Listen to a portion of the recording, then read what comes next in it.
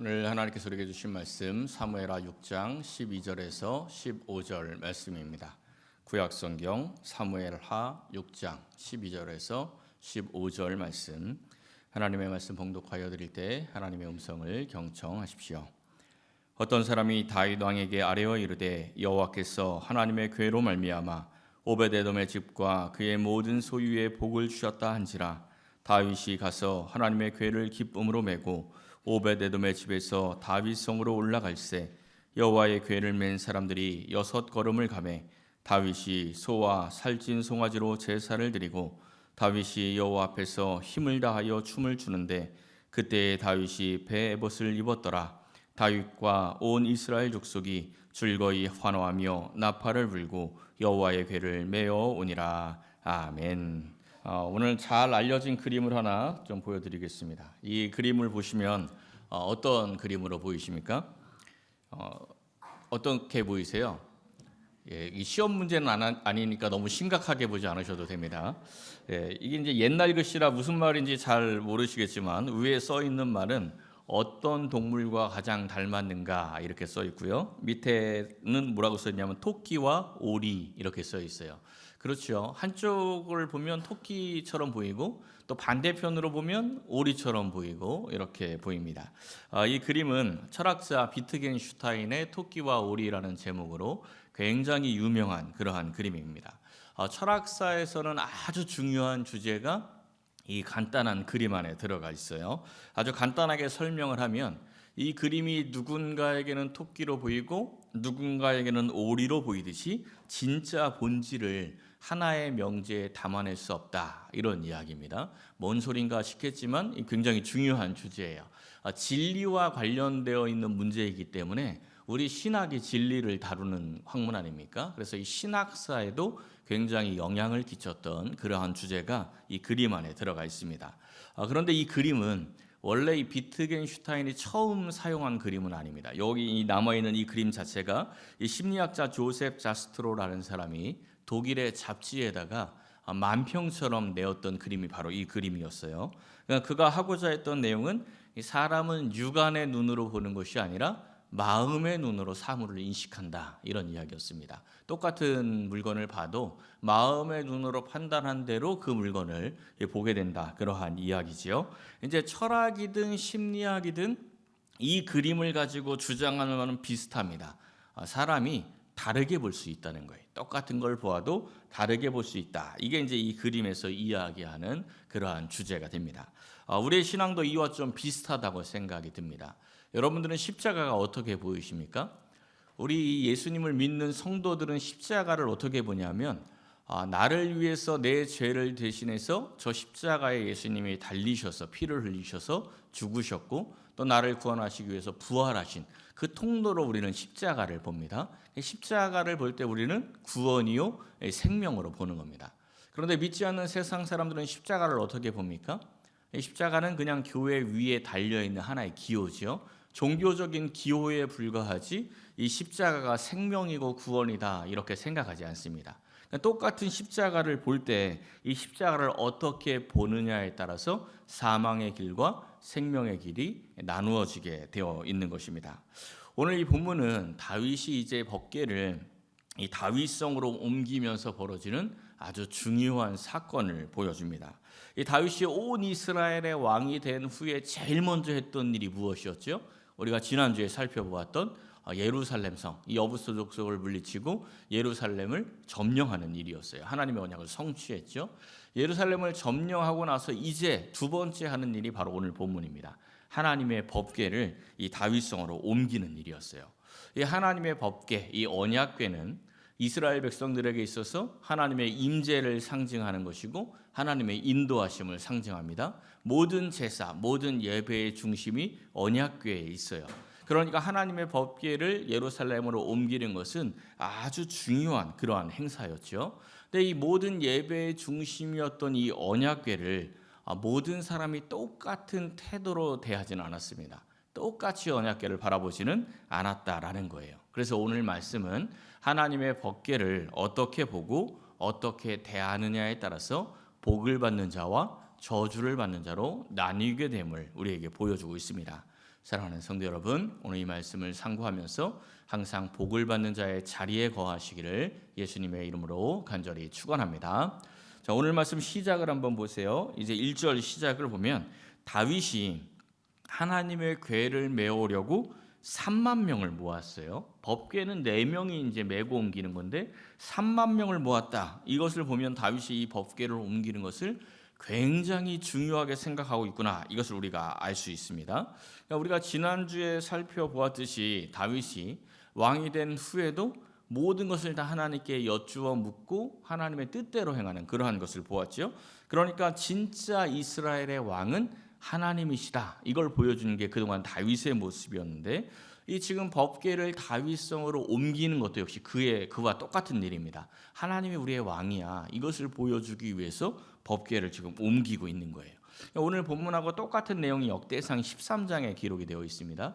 역대상 13장에 보면은 이 법궤를 옮기는 회의를 하는 장면이 추가가 되어 있어요. 근데 그 회의를 하는 장면에서 다윗이 이런 말을 합니다. 사울 때에는 우리가 궤 앞에서 묻지 아니하였느니라. 이게 무슨 말씀이냐면 사울이 왕일 때는 하나님의 궤에게 묻지 않았다. 그러니까 하나님께 묻지 않았다.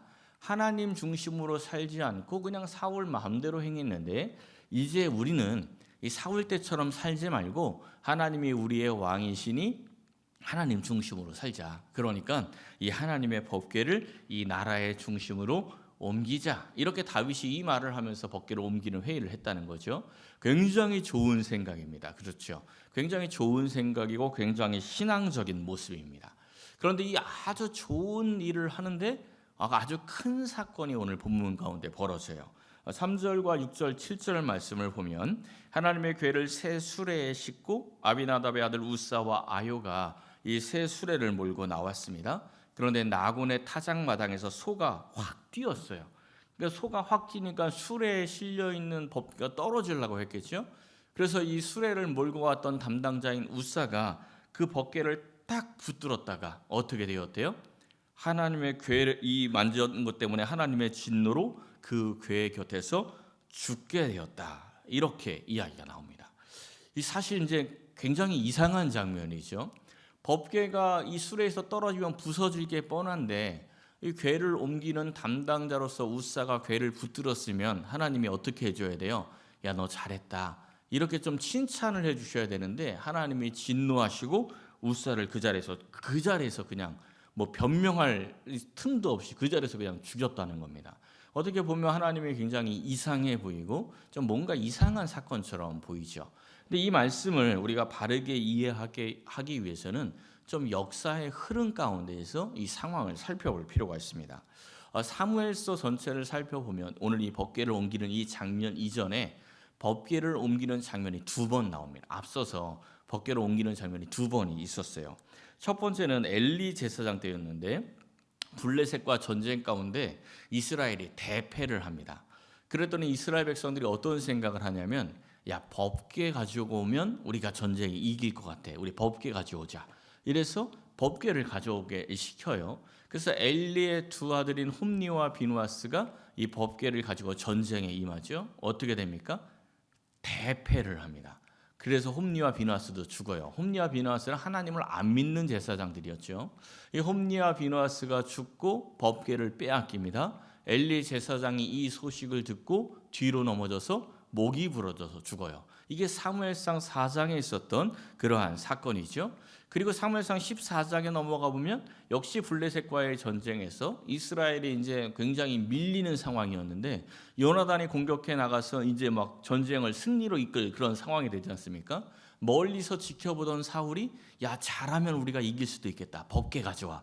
이렇게 시키죠. 그래서 이제 법궤를 가지러 갔는데 그 사이에 블레셋이 막 자멸하고 있으니까 야, 됐어. 법궤 없어도 우리가 이기겠어. 필요 없어. 하고 돌려보내는 그러한 장면이 사무엘상 14장에 나왔습니다. 앞선 두 사건의 공통점이 뭐냐면 하나님의 법궤를 가지고 오는 게 하나님께 예배하기 위해서 가져오는 게 아니고 하나님의 법궤를 이용하려고 법궤를 가져오면 우리가 이길 수 있어. 이러한 마음으로 이 법궤를 우상처럼 그렇게 가져오는 장면이었습니다. 근데 오늘은 좀 다르죠. 오늘 이 세 번째 장면은 하나님께 예배하기 위해서 이 다윗이 법궤를 옮기는 겁니다. 근데 이 옮기는 사건이 첫 번째 사건과 좀 연결이 됩니다. 이 블레셋이 언약궤를 빼앗아 갔다고 이야기했죠. 첫 번째 사건에서. 근데 이 블레셋이 언약궤를 빼앗아 가서 자기들이 섬기는 신 다곤 신상 옆에다 가져다 둡니다. 그러니까 자기들의 신이 하나님을 이겼다 이런 거예요. 그래서 하나님을 상징하는 언약궤가 다곤 신 옆에서 다곤 신을 섬기도록 한 겁니다. 어떤 일이 벌어집니까? 다음 날 다곤 신이 언약궤 앞에 엎드러져 있어요. 그래서 이제 깜짝 놀라서 다시 세워놓는데 그 다음 날은 다곤 신의 목이 잘리고 손목이 잘려서 이 언약궤 앞에 널브러져 있죠. 그 일로 끝나는 게 아닙니다. 이 언약궤를 가져갔던 그 도시에 저주가 임해서 막 사람들이 독종으로 막 죽어나가요. 그래서 이걸 가드로 옮겨요. 근데 가드에도 또 저주가 임해서 사람들이 막 죽어요. 에글론으로 옮기려고 했더니 에글론 사람들이 우리를 망하게 하려고 하느냐고, 안 된다 막 이래서 블레셋 사람들이 회의한 결과 아무래도 하나님이 우리를 치신 것 같다. 이거를 다시 이스라엘로 돌려보내자. 이렇게 결정을 내리고 돌려보내기로 합니다. 근데 돌려보내는 장면이 아주 희한해요. 분명히 하나님이 치신 게 분명한데 하나님인 걸 인정하고 싶지 않은 거예요. 우리도 그럴 때 많죠. 뭔가 불신앙적인 걸 했을 때 어려운 일이 생기면 하나님이 아니라 우연히 이렇게 생각하고 싶은 마음이 있지 않습니까? 이들도 그러고 싶은 거예요. 그래서 법궤를 돌려보내는데 소 2마리가 새 수레를 끌고 가게 합니다. 그리고 수레에다 법궤를 올려놓은 거예요. 근데 이 소 2마리가 어떤 소냐면 한 번도 멍에를 메어보지 않는 소입니다. 그러면 뭐 이 수레를 끌려고 하겠습니까? 당연히 안 끌려고 하겠죠. 더군다나 새끼를 얼마 전에 낳은 소예요. 그럼 자꾸 새끼에게 가고 싶겠죠. 한 번도 멍에를 매지 않은 소에 새끼를 낳은 소 2마리를 수레를 딱 끌게 해요. 그리고 그 소를 사람이 모는 게 아닙니다. 사람이 몰지 않고 그의 언약궤 올려놓고 지들이 만들어놓은 금제물을 올려놓고 이 소 2마리가 이스라엘에 있는 베세메스까지 한 번도 흔들리지 않고 쭉 가면 이건 하나님이 한 일이야. 만약에 얘네들이 지 새끼 있는 대로 돌아가거나 딴 길로 새면 이건 하나님이 한 일 아니야. 이런 겁니다. 거의 사실 확률상으로 보면 0%에 가까워요. 사람이 몰지 않은 소가 어떻게 베세메스까지 그냥 쭉 가겠습니까? 근데 어떻게 되었어요? 그냥 쭉 가죠. 그냥 블레셋이 하나님이 하신 것이구나 하고 인정할 수밖에 없게 되었습니다. 그러니까 이스라엘의 죄 때문에 법궤를 빼앗겼는데 하나님이 스스로 그 법궤를 찾아다가 스스로 이스라엘로 돌려보낸 거죠. 굉장히 은혜로운 현장인 겁니다. 근데 여기에 또 사건이 터졌어요. 사무엘상 6장에 보면 베세메스 사람들이 아주 기뻐합니다. 그리고 바로 이어지는 말씀이 레위인들이 제사를 지내는 장면이에요. 근데 19절에 가보니까 뭔 일이 벌어집니까? 베세메스 사람들이 여호와의 궤를 들여다본 까닭에 그들을 치사 5만 70명을 죽이신지라. 70명을 죽였다 했는데 이제 사본에 따라 5만이라는 숫자가 붙어 있는 게 있어서 성경에는 괄호가 붙어 있습니다. 베세메스 사람들이 여호와의 궤가 돌아오는 것을 보고 기뻐했는데 얼마 뒤에 그 궤를 들여다 보았다가 죽었다는 거예요. 다 죽었다는 거죠. 이 죽은 이유가 우사가 죽은 이유와 같기 때문에 이 죽은 이유를 잘 아셔야 합니다. 민수기 4장에 보면 이런 말씀이 나와요. 지성물에 접근할 때 생명을 보존하고 죽지 않게 하기 위하여 이같이 하라. 이 말씀 앞에 있는 내용들이 뭐냐면 정결하게 지성물에게 다가가라 이런 말씀이에요. 그리고 또 하시는 말씀이 잠시라도 들어가서 성소를 보지 말라. 그들이 죽으리라 이렇게 명령하셨습니다. 성소 안에 언약궤가 있어요. 이 언약궤를 들여다보지 말라는 말씀입니다. 이 언약궤에 대해서 굉장히 주의하라고 하나님이 명령하셨습니다. 왜 그러냐면 언약궤가 하나님의 임재를 상징하죠. 그리고 하나님의 은혜를 상징합니다. 또 하나 상징하는 게 하나님의 속죄를 상징합니다. 온 이스라엘 백성들의 죄를 속죄하기 위해서 1년에 한 번 대속죄를 지내는데 그때의 방법이 뭐냐면 이스라엘 백성들의 죄를 짐승에게 전가합니다. 일반적인 속죄제도 똑같아요.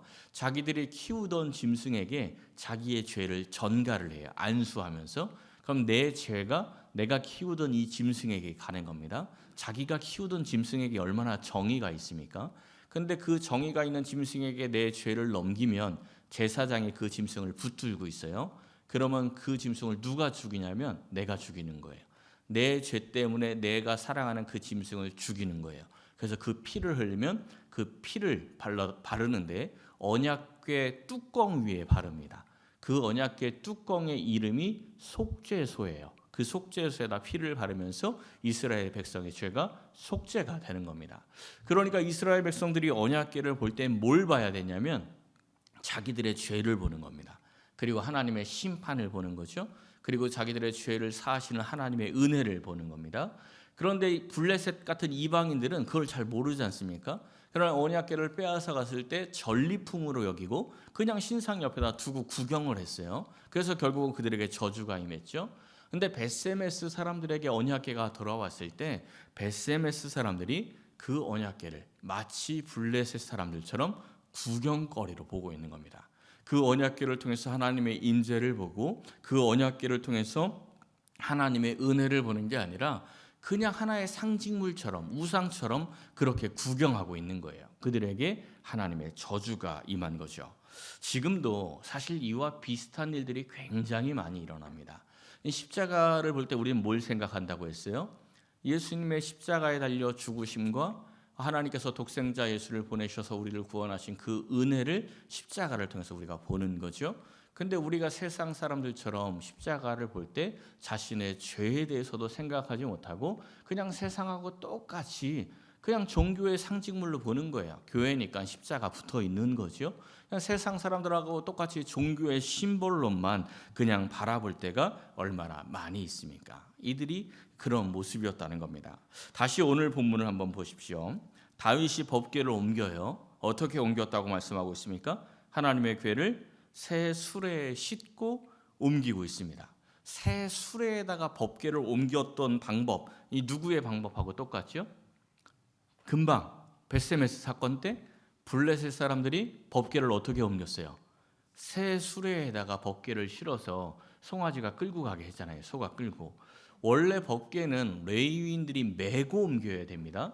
근데 블레셋 사람들은 하나님의 궤가 어떠한 것인지 모르고 하나님의 말씀도 모르니까 자기들이 정성을 들여서 한다는 게 새 수레에다가 실어서 법궤를 옮기는 거였어요. 근데 지금 다윗이 누구의 방법대로 하고 있습니까? 블레셋의 방법대로. 하나님이 말씀해 주신 방법대로 하는 게 아니라 블레셋의 방법대로 새 수레를 옮기고 있는 거예요. 다윗이 왜 이런 실수를 했을까요? 오늘 말씀 2절 말씀을 다시 보면 다윗이 법궤를 옮기려고 처음 이야기할 때 어떻게 옮기겠대요? 하나님의 궤를 메어오려 하니 이렇게 이야기하죠. 그냥 다윗은 처음에 하나님의 궤를 하나님의 말씀대로 메어서 옮기려고 생각을 했습니다. 그런데 실제로 옮길 때는 갑자기 새 수레에 실어서 옮기는 방법이 바뀌었어요. 도대체 무슨 일이 있었기 때문에 처음 생각대로 메어 옮기지 않고 새 수레에 옮기는 일이 벌어졌을까요? 역대상 13장에 똑같은 말씀이 있다고 했죠. 13장 1절에 보면 이런 말씀이 나와요. 다윗이 모든 지휘관과 더불어 의논하고. 그러니까 다윗이 하나님의 궤를 메어 옮겨야지 이렇게 마음을 먹었는데 이제 어떻게 옮길까 하고 지휘관들과 회의를 한 결과 새 수레에 옮기자 이렇게 결정이 났다는 겁니다. 새 수레에 옮긴다라는 것을 요즘 생각으로 리어카에다 실어서 옮기나 보다 이렇게 생각하시면 안 돼요. 요즘 느낌으로 하면 새 수레에 옮기자는 것은 우리 리무진에다가 태워서 옮깁시다 이런 느낌으로 좀 받아들이셔야 됩니다. 그러니까 다윗이 지휘관들과 이 의논을 하는데 그런 이야기들이 나오는 거예요. 하나님의 궤를 옮기는데 그냥 사람 넷이 가서 달랑 메고 오는 거 너무 초라하지 않습니까? 주변 이방 국가들을 보면 자기들 신 옮길 때 그 새 수레에다 최고급 리무진에다 탁 태워가지고 간지나게 착 옮기는데 우리 하나님의 궤를 그렇게 그냥 사람 넷이 초라하게 가서 쪼르륵 옮기는 거 좀 그렇죠. 우리도 좀 멋지게 한번 해봅시다. 우리 새 수레 하나 크게 준비해서 그 수레에다가 법궤를 실어 옮깁시다. 이렇게 이제 이런 의견들이 나온 거예요. 다윗이 들어보니까 어때요? 그렇네. 이거 하나님의 궤 우리가 좀 하나님 중심으로 살겠다고 했는데 좀 멋지게 옮겨봐야지. 이래서 그럽시다 그럼. 이래서 새 수레로 옮기게 되었다라는 겁니다. 이 다윗이 왕이 되고 나서 항상 누구에게 여쭈었죠? 그렇죠. 하나님께 여쭈었죠. 근데 이 중요한 일을 하는데 하나님께 여쭙는 장면이 없고 사람에게 묻는 장면만 나옵니다. 하나님께 묻지 않고 사람에게 묻는 거예요. 하나님의 말씀이 무시되는 거죠. 하나님 중심으로 살겠다고, 예배 중심으로 살겠다고, 하나님의 뜻대로 살겠다고 법궤를 ом기면서 하나님의 뜻은 무시하고 있는 겁니다. 이 교회에서 굉장히 이런 일들이 아주 많이 일어납니다. 교회에서 하는 모든 일들은 다 누구의 뜻을 이루기 위해서 하는 거죠? 하나님의 뜻. 너무 당연하죠? 사람의 뜻을 이루기 위해서 교회에 모여 있는 거 아닙니다. 하나님의 뜻을 이루기 위해서 교회에서 모여 있고 교회에서 모든 일들을 하는 거죠. 교회를 향하신 하나님의 뜻이 뭡니까? 너무 아주 단순해요. 신약 성경에 보면 써 있잖아요. 교회가 누구의 몸이래요? 그리스도의 몸. 그죠? 그리스도의 몸으로서 너희들은 각 지체다. 그러니까 하나님께서 교회를 향하신 뜻은 뭐냐면 교회 안에서 모든 성도들이 서로 사랑하며 한 몸이 되고 각 지체로 살아가는 게 교회를 향하신 하나님의 뜻입니다. 그러니까 교회 안에서 하는 모든 일들은 다 서로 사랑하기 위해서 하는 일이에요. 근데 교회 안에서 하나님의 뜻을 하겠다고, 조금 더 잘해보겠다고 서로 회의하고 서로 이야기를 하는데 조금 더 잘해보겠다고 서로 싸웁니다. 조금 더 잘해보겠다고 다투고 싸우고 하다가 분열되고 미워하는 일들이 얼마나 많이 일어납니까? 그러니까 하나님의 뜻을 하겠다고 하면서 하나님의 뜻이 무시되는 거죠. 그러니까 우리는 항상 그것을 기억해야 합니다. 이 일은 하나님의 뜻을 이루기 위함이다. 서로 사랑하기 위함이다. 이것을 늘 기억해야 합니다. 사울을 향한 하나님의 책망을 한번 보십시오. 하나님께서 이렇게 말씀하시죠. 다른 제사를 그의 목소리를 청종하는 것을 좋아하신 같이 좋아하시겠나이까. 순종이 제사보다 낫고 듣는 것이 순양의 기름보다 낫습니다. 하나님께서 가장 기뻐하는 것은 하나님의 말씀대로 살아가는 것임을 꼭 기억하시기를 축원합니다. 자, 8절 말씀을 한번 보세요. 이 우사가 딱 죽고 나서 다윗이 어떻게 반응하고 있어요? 다윗이 분하여. 누구에게 분하였을까요? 누구에게 지금 승질이 났어요? 하나님께. 지금 다윗이 하나님한테 화가 났어요. 왜 화가 났을까요? 다윗이 생각할 때 자기는 지금 최선을 다하고 있어요. 하나님의 궤를 옮기기 위해서 3만 명이나 모아놨고 막 찬양단 쫙 준비해놨고 최고급 리무진 수레를 준비해서 딱 실어서 정말 최선을 다해서 법궤를 옮기고 있어요.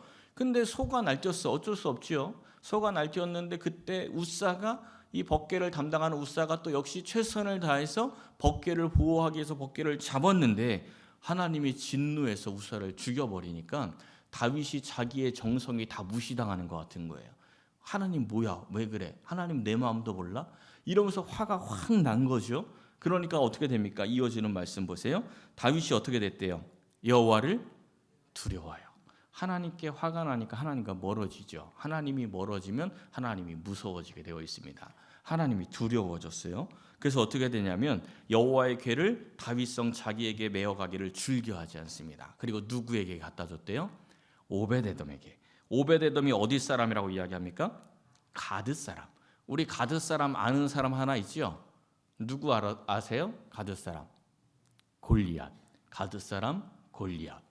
그러니까 가드는 블레셋이에요. 블레셋입니다. 오베데돔이 어디 사람이에요?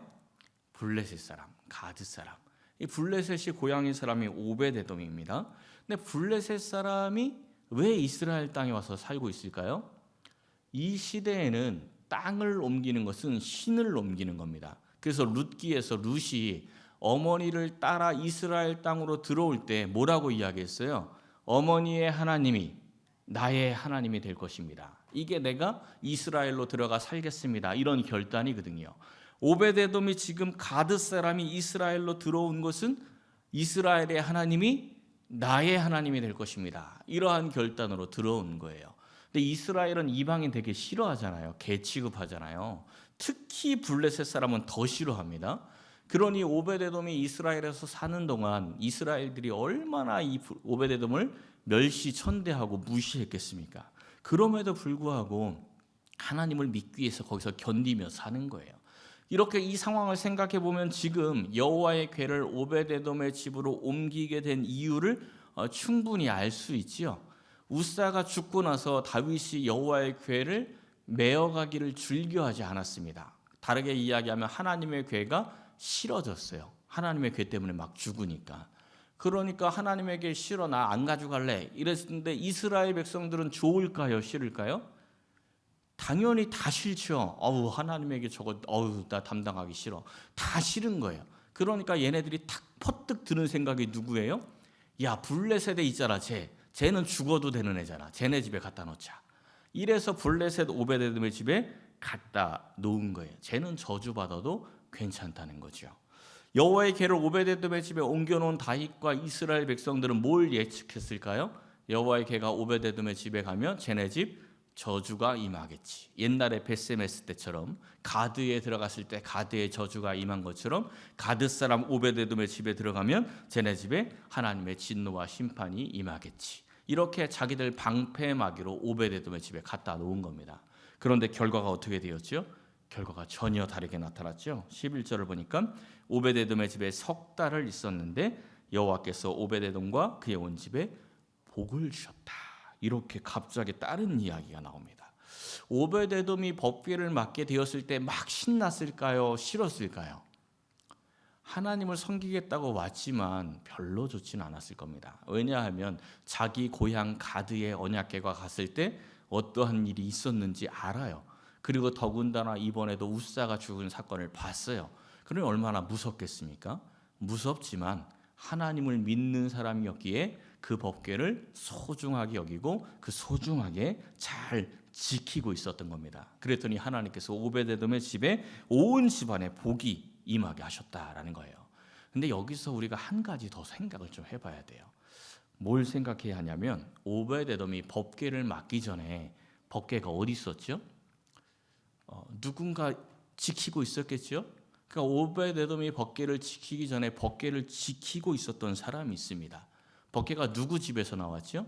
아까 말씀 시작할 때 앞에 3절을 한번 다시 보세요. 누구네 집에 나왔대요? 아비나답의 집에서 나왔대요.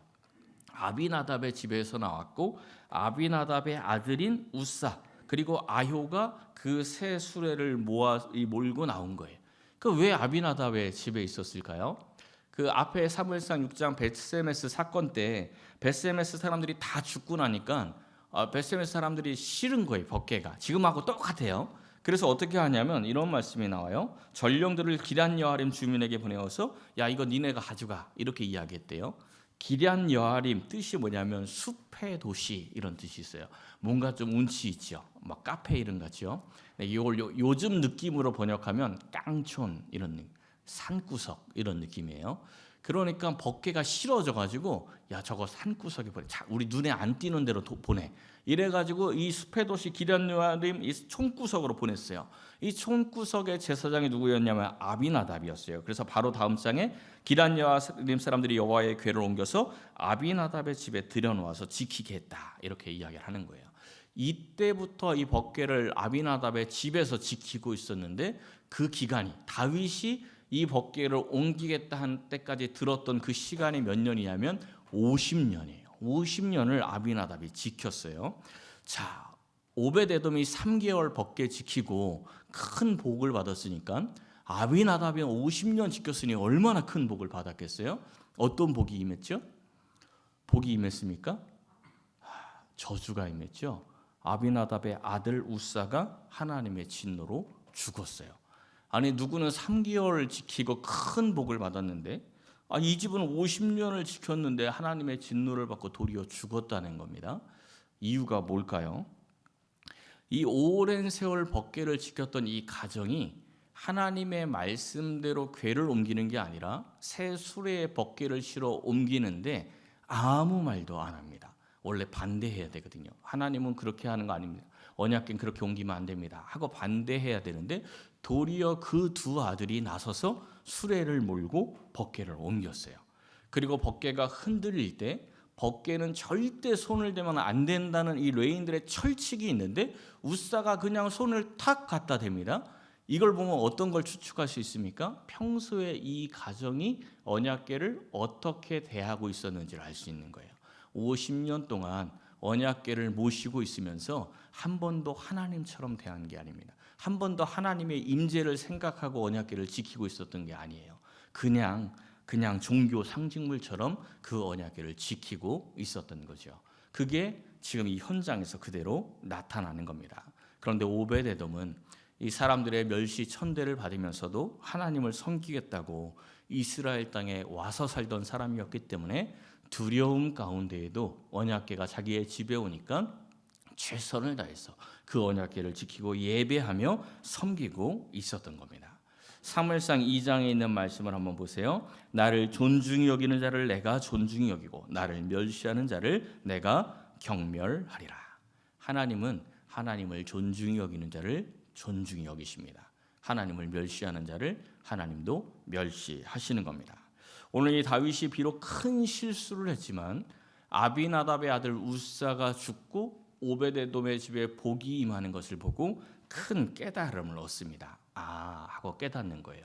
그래서 다시 이 법궤를 하나님의 말씀대로 행하면서 다윗성으로 옮겨요. 그리고 그 유명한 다윗 언약, 하나님의 큰 축복을 받습니다. 그 내용은 다음 시간에.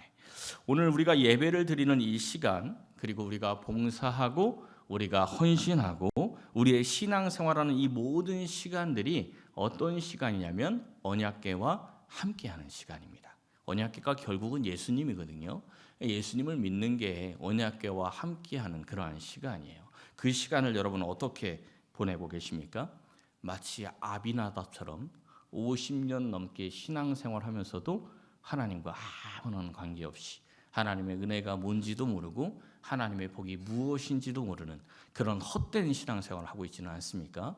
사랑하는 성도 여러분, 우리는 이 오베데돔처럼 하나님을 마음으로 사랑하고 하나님을 존중히 여기면서 사명 감당하여서 그의 온 집에 복을 주시니라. 이 말씀이 여러분들의 삶과 여러분들의 가정에 그대로 이루어 주시기를 예수님의 이름으로 간절히 축원합니다.